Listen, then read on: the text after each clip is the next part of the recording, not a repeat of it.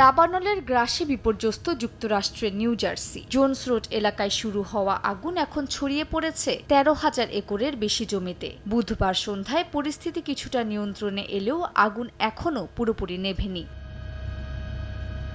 দাবানলের কারণে বেশ কয়েকটি গুরুত্বপূর্ণ মহাসড়ক বন্ধ হয়ে গেছে এবং বহু মানুষ বিদ্যুৎহীন অবস্থায় দিন কাটাচ্ছেন। তবে এখন পর্যন্ত কোনো প্রাণহানির খবর পাওয়া যায়নি। ব্যবসা প্রতিষ্ঠান ও যানবাহনের ব্যাপক ক্ষয়ক্ষতি হয়েছে।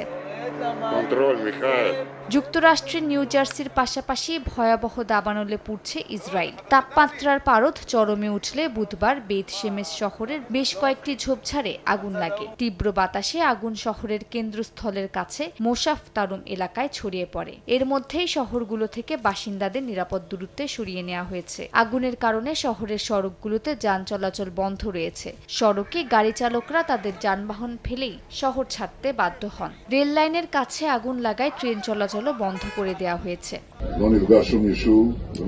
দাবানল পরিস্থিতি পর্যবেক্ষণ করতে যান ইসরায়েলের প্রধানমন্ত্রী বিনিয়ামিন নেতানিয়াহু। তিনি হেলিকপ্টার সহ সব ধরনের বিমান ব্যবহার করে আগুন নিয়ন্ত্রণের নির্দেশ দিয়েছেন এবং আন্তর্জাতিক সহায়তা চেয়েছেন। তবে সামাজিক যোগাযোগ মাধ্যমে অনেকেই প্রাকৃতিক এ দাবানলকে গাজায় চলমান আগ্রাসনের বিরুদ্ধে প্রকৃতির নির্মম ও নীরব প্রতিশোধ হিসেবে আখ্যা দিয়েছেন।